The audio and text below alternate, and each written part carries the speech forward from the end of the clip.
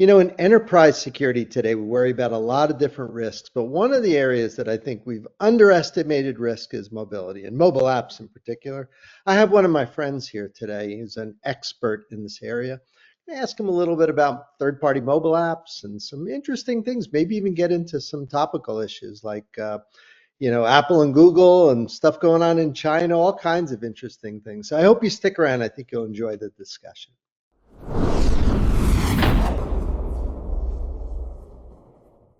Hi, this is Ed Amoroso from TAG. I want to welcome you to our discussion. I have an expert here, Andrew Hoog. He's my friend from NowSecure. He runs the company's founder there.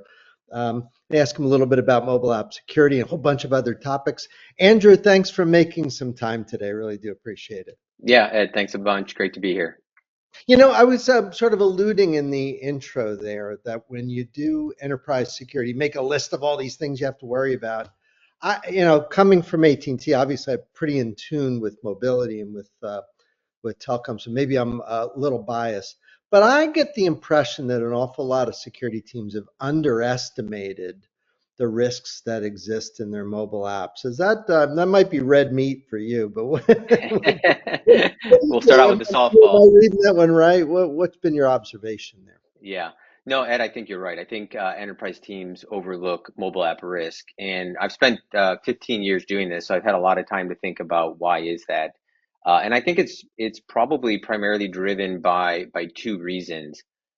First of all, mobile app security testing is really difficult. A big reason is a lot of the things that defenders need, root access on a device, access to APIs, just all the kinds of things that we're used to in traditional software testing and defense. We lack most of that in mobile devices and mobile apps. And so there's a significant hurdle just to get into that business, and you have to keep it up every single year because Apple and Google update their devices and they update their operating systems. So really, in the end, there's just a couple of folks that have kind of taken that dive into the deep end, and so there's a lot less, conference talks.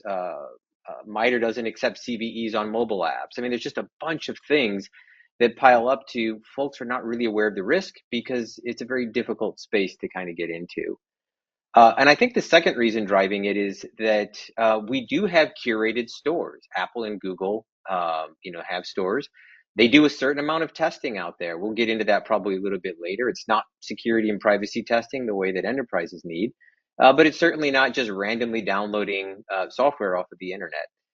And so when you look at the difficulty and the lack of kind of visibility to the risks, attribution challenges, and things of that sort, and then, well, we've got two great brand names over here that are doing some scanning. I think we're probably okay. And I've got 50 other, fires burning down the house. So I'm just going to go focus on those. And I think that probably drives 90% of the, hey, I think we're okay there. And it's a big misunderstanding and hopefully something today we can kind of shed some light on.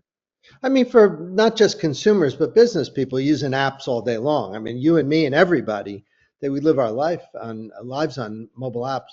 A lot of times you look at the app and you think it might be like a banking app or something that you're using for whatever. And you think in your mind, I assume this is safe and secure. Is that a bad assumption in your experience for a lot of the apps that we use every day? I do think it's a bad assumption. And, we're in the unique position of we've made those investments. We test maybe 5,000 apps a day. And that's just not a cursory test. We're installing these on real phones. We're using automation. We're doing pretty deep scans of these apps. And so, you do that 5,000 a day over day, year over year. And we've got a lot of interesting data. And it's very, very clear that mobile apps have a fair amount of security and privacy issues. And so, again, this is really an awareness effort to make folks aware that no, these risks exist. We're finding them quite frequently in applications. And the great news is there's a silver lining here is all of the things that folks need to do to address those risks, they're present in the ecosystems and the platforms today. Mobile is very interesting because we built that ecosystem with all of the lessons learned in the past from desktops and desktops app and web apps. So we have a really great foundation with devices and biometrics and hardware-based encryption, like all the things that a security person would just love to have. We have it in mobile. The real challenge is making sure that the developers understand how to take advantage of those. And so while we find 70, 80, 90% of apps have issues that really need to get mitigated. The great news is there's pretty easy fixes for those. And so again, getting awareness and visibility into those issues means great, let's go flip those flags and get things set up right so that, as you said, we use mobile apps in our personal lives, we use it in our work lives, we use it in our civic lives. So it really drives everything that we do, including national security, economic security. It's a very, very important topic. The threats are things like someone gaining remote access and pulling data, stuff like that. Is it scary stuff like that that can happen to apps? You can definitely get remote access and pull data. I think that the way that the internet economy and the app economy works, I think the biggest risk right out of the gate is just kind of the massive collection or over collection of personal data. By default, so many of these apps, and really because of the third-party software that they use, marketing software, Crashlytics, just different software that mobile app developers use to build their apps, they collect an enormous amount of data. And they're not collecting that data on a server or on a desktop or maybe on a laptop, that has a camera and a microphone. They're collecting that data on a device that has something like 15 to 20 sensors. How do you hold your phone? How fast are you walking? And things of that sort. And because phones rarely leave our side, it's constantly tracking this information. And so there's a lot of issues that we see in mobile. Some of them fall under the basic blocking and tackling, encrypted data in transit, don't use out-of-date crypto algorithms, only collect what you need. And some of them are very specific to mobile, but really just a lot of the themes that we've learned in the past, we see them repeated again and again. And the challenge is folks are not aware of it. And once they become aware of it, they take action and they're able to fix it. So that's really, I think, the goal. It's a pretty prominent find that you guys were involved in around DeepSeek, where it was a mobile app, right? As I recall, what were some of the problems that you guys popped up or uncovered in that? I don't think it was in the AI algorithm so much as the app, You're which exactly struck. right. When I read what you're doing, I thought, whoa! And I know that got a lot of attention. All the Yep. major media outlets. I saw you guys all over the place. Yeah. That Yeah. one. What was the deal there? I mean, is that just like stuff you see all the time, or was something particularly unique here?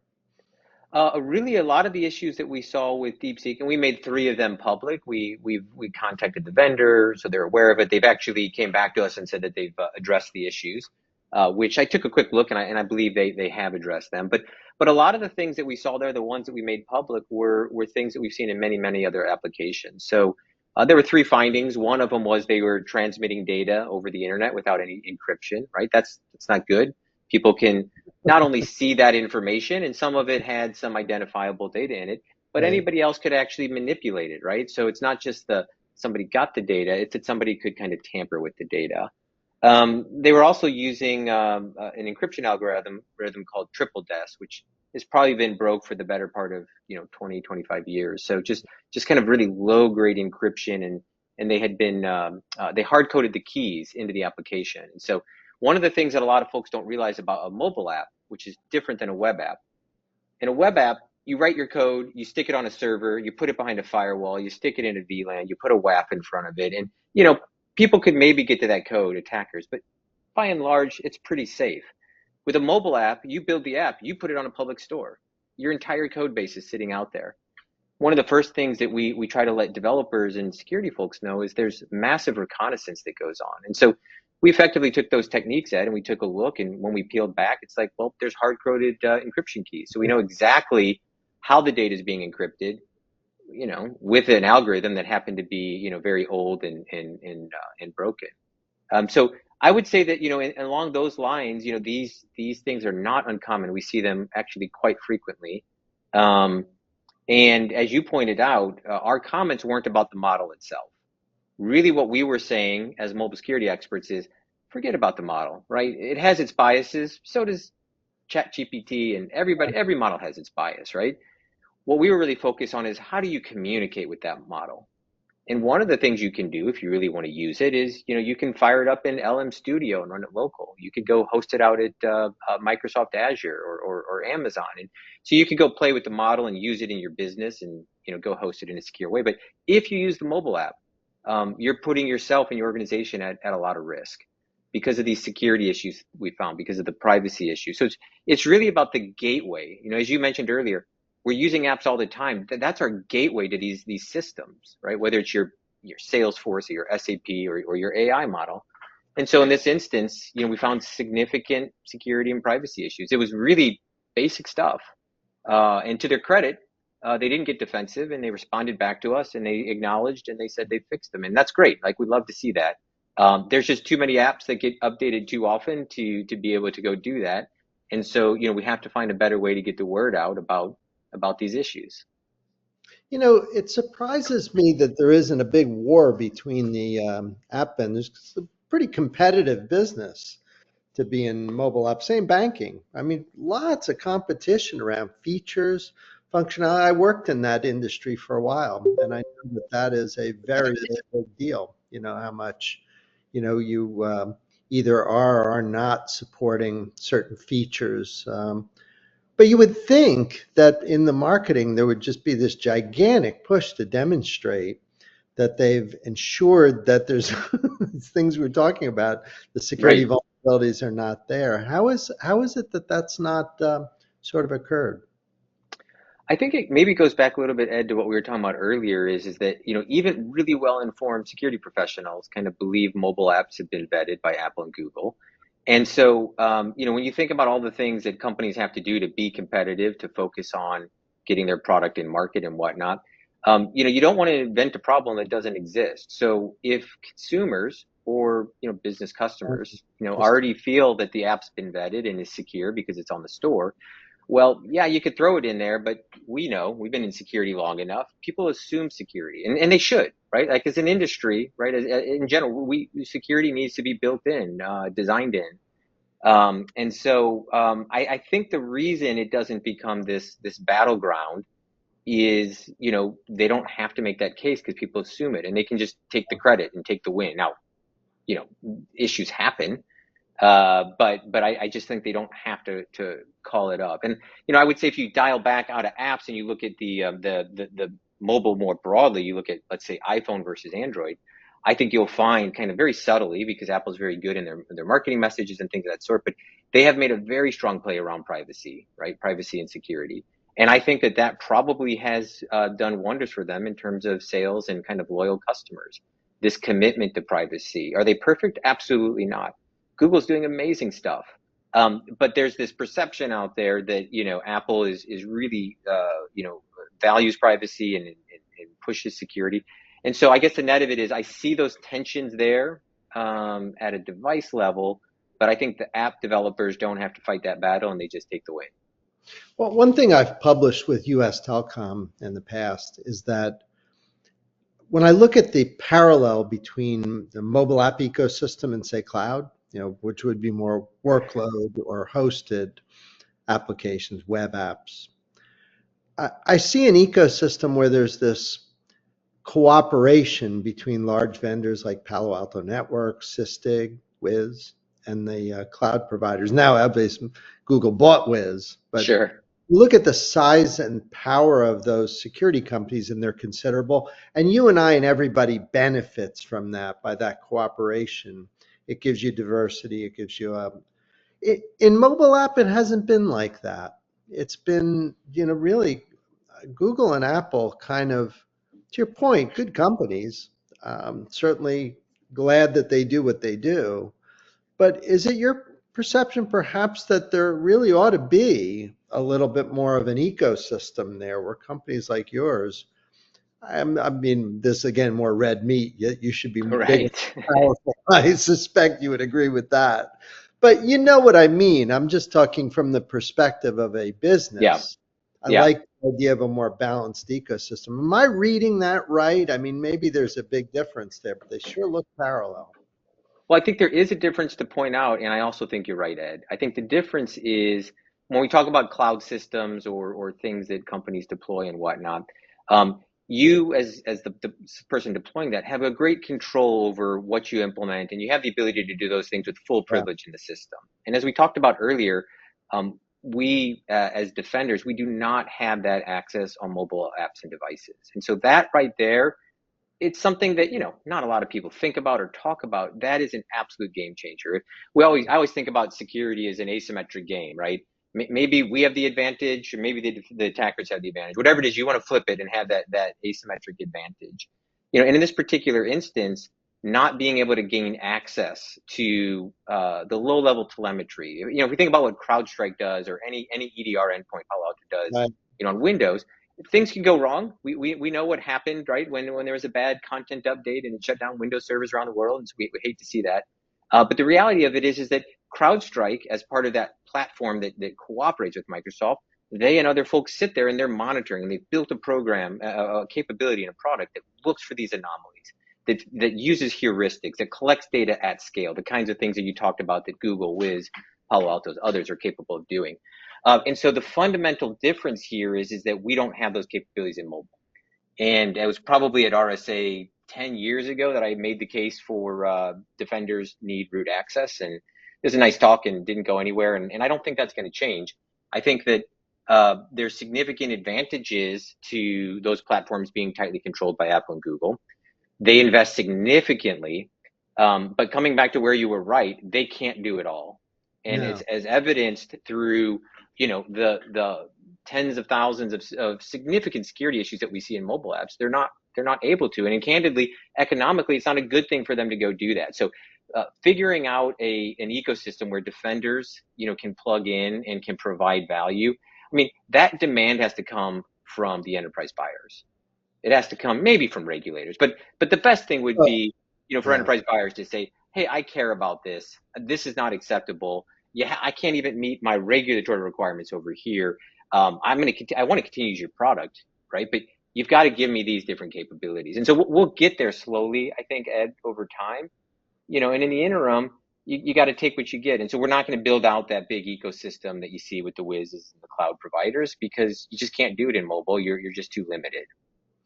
I mean, my background for a period of time back when, telecom was more a duopoly in AT&T and Verizon. It's different now. There's a period of time there when I felt personally responsible for half the telecommunications security in the country. It was a burden. And as I reflect back on it, there was a brashness that I felt and my team felt that I see at Google and Apple. I see it. I know it. I lived it.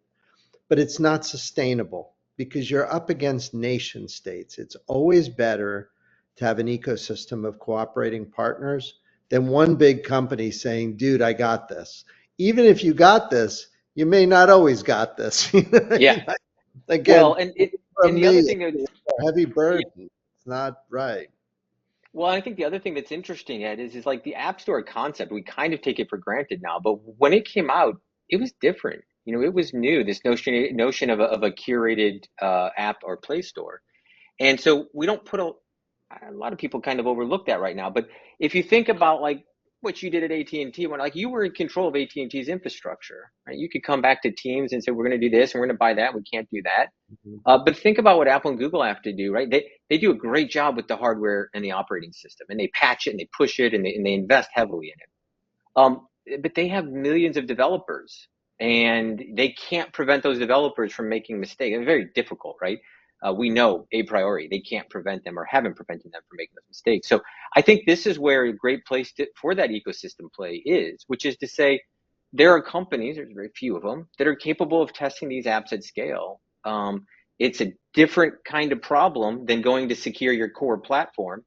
And, you have to put, security and privacy testing in place. If you omit that, you're going to have issues. And I think that's where we're at right now. I mentioned this earlier, but attribution is difficult, right? Let's say attackers have been successful in harvesting mobile data, which I absolutely believe they have been. Yeah. And then they go over somewhere here and they use a freshly harvested credential and they go get a login because somebody didn't have MFA or whatever. The way that's going to persist out with the forensic investigation and the reporting, everything else is going to be like somebody got creds over here and they logged into this system and they didn't have MFA, and everybody's going to be looking, and they miss the fact that over here, this is where we got it.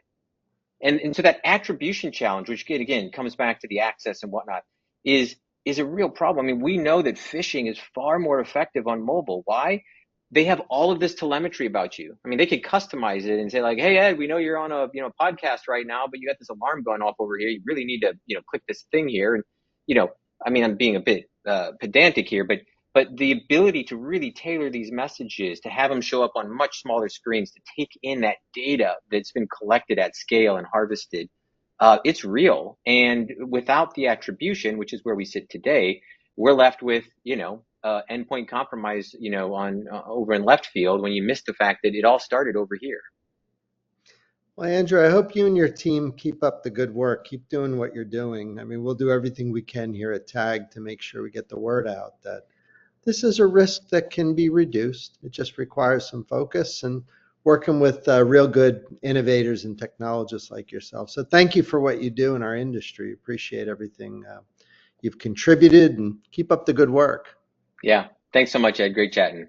It's wonderful to see you. And for everyone else watching, we'll see you all next time.